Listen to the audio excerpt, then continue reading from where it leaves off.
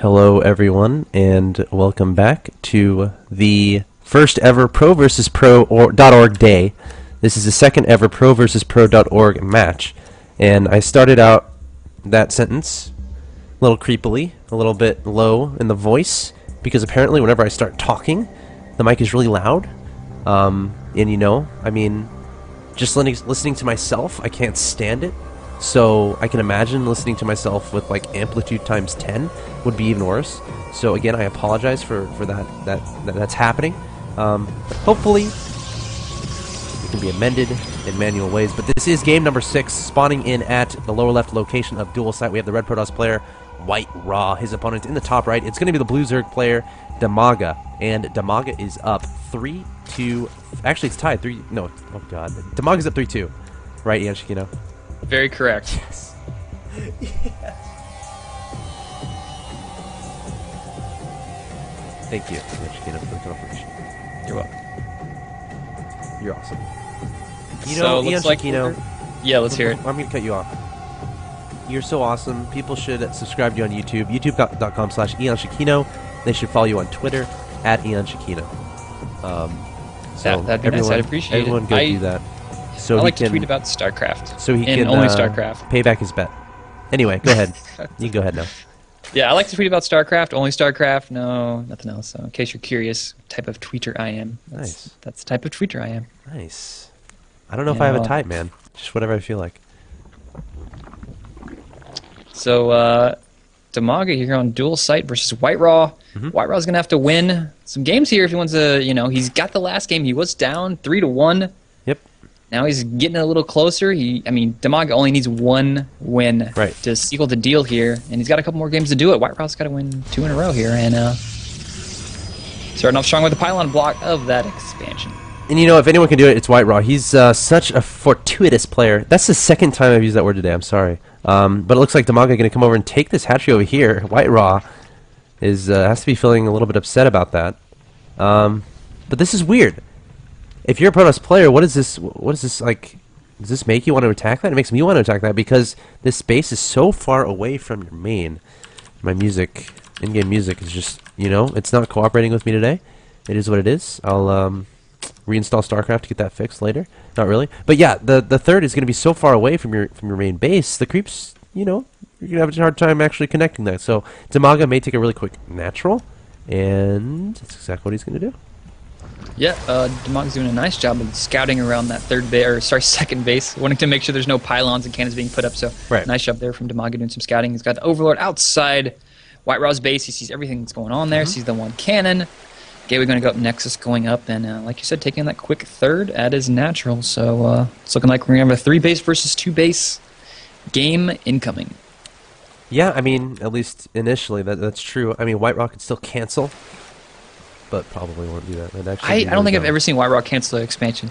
Yeah, that would not be a good situation here, because like the only reason you would do that is to, you know, invest into some sort of, you know, attack. Heavy gateway army. Right, attack or something, and he doesn't even have a cyber core, so he's not going to be doing that. But yeah, I mean, 3 base versus 2 base definitely implies we're going to be going to the mid game, and everyone can give a little cheer because, you know, we haven't had much of those. I mean, we've had a lot of early game shenanigans in this series, which is a little bit surprising. I mean, maybe not surprising to you or anyone watching, but to me, a little surprising. Yeah, Dimaga loves going for those 8 pools, and he's been pretty effective with them. So, you know, if it works, if it gets you a win, you know, I say go for it. Yeah, man, and it's worked out for him for sure. I mean, he's up 3-2. Only needs one more win to take home whatever the community has ended up pledging to this event. At least 70% of that amount. And of course, 20% would go to the loser, 10% towards PayPal fees, server maintenance. You can read all about that on the FAQ. I don't want to put words into the organization's mouth, but all the money spent, everything that the money is used for is quite clearly detailed and laid out on the website, as transparent as can be.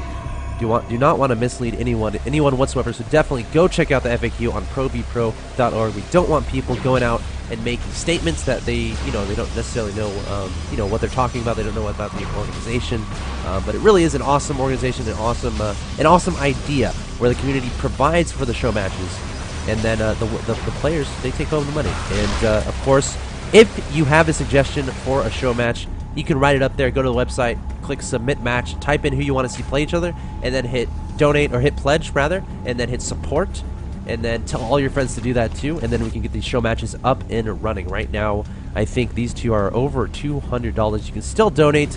Of course, you can do that at provpro.org, and that will close once this show match completes. So, that being said, EonShikeno, we have a lot of gateways going down by WhiteRa.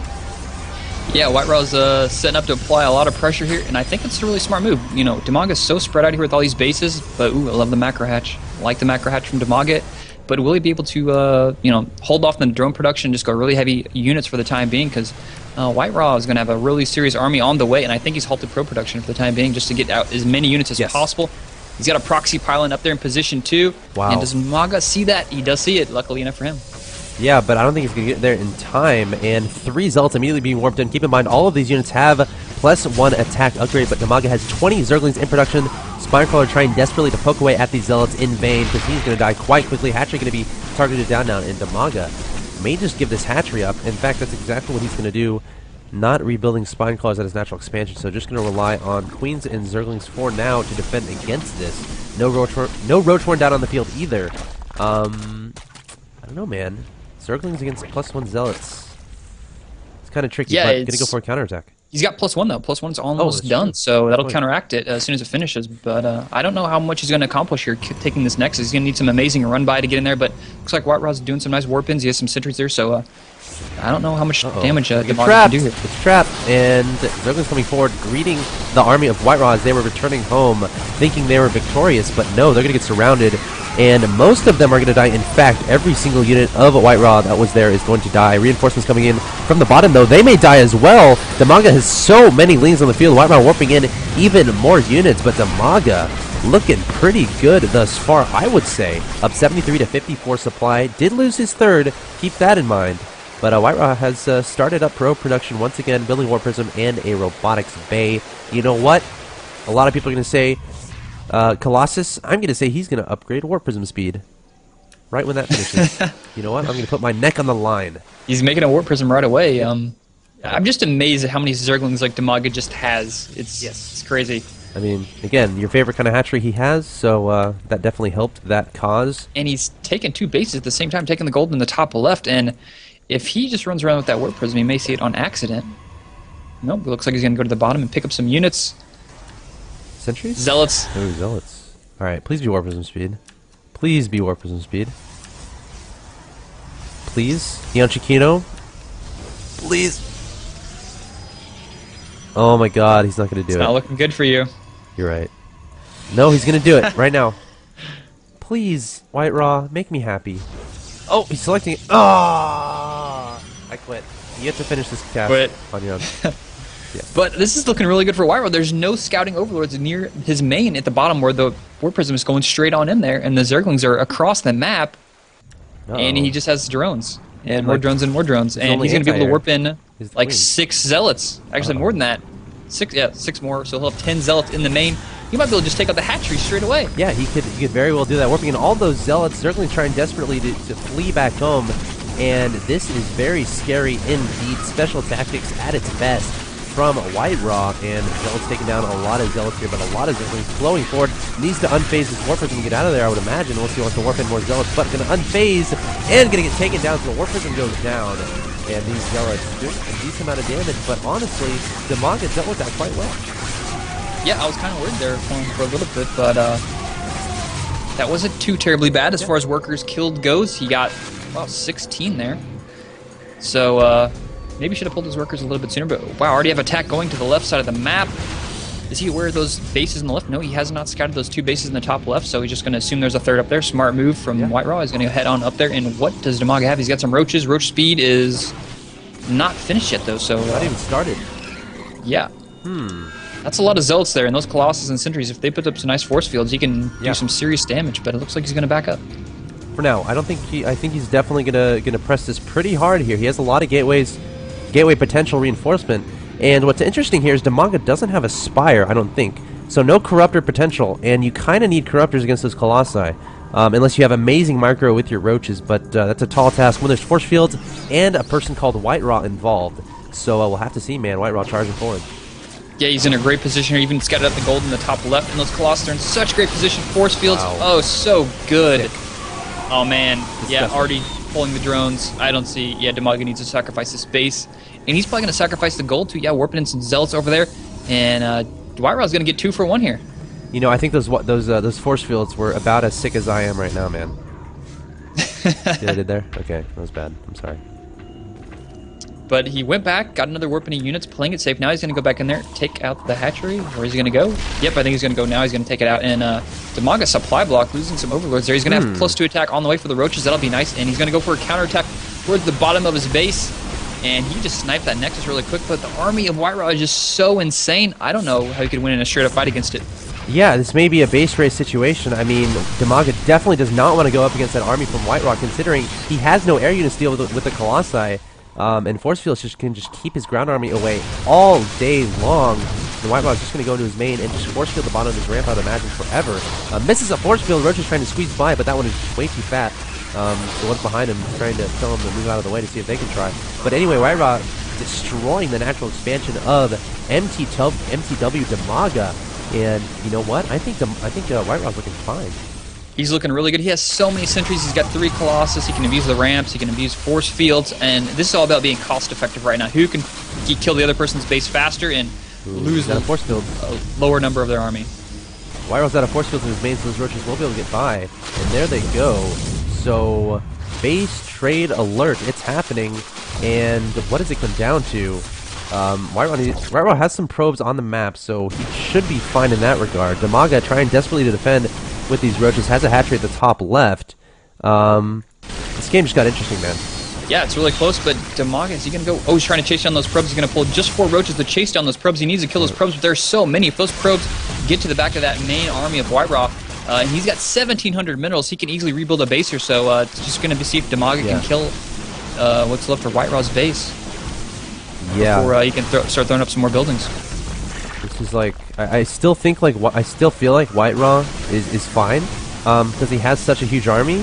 He can basically camp at a Nexus and just you know, rebuild if he wants to, or protect it. Or he can even go back to his base and try to protect that. I don't know, man, because Dimaga's base is just dead. Only has the top left. Has WhiteRa seen that? No, he hasn't. So, I mean, I don't know, man. I don't know. It's crazy. Yeah, he's got the 1 pylon in the main, and I mean, with those Colossus, I don't know how he could get in that base to kill that pylon, you know, like, efficiently. Yeah. So, are we going to see WhiteRa clean out the main here and then rebuild in Dimaga's old base? Could be. I mean, that would make sense because he has the high ground ramp advantage. Maybe consider leaving his sentries back home. No, he can't because there's still that roach army on the ground. So WhiteRa is revealed here. He has to protect that pylon with his life. Gonna build a more fortuitous cybernetics core. I used that the 3rd time today. I gotta stop using that word. But yeah, man. I mean, WhiteRa 68 over 8. Dimaga 61 and 62 has a hatchery in the bottom right, hatchery in the top left. And you know, I don't know, man.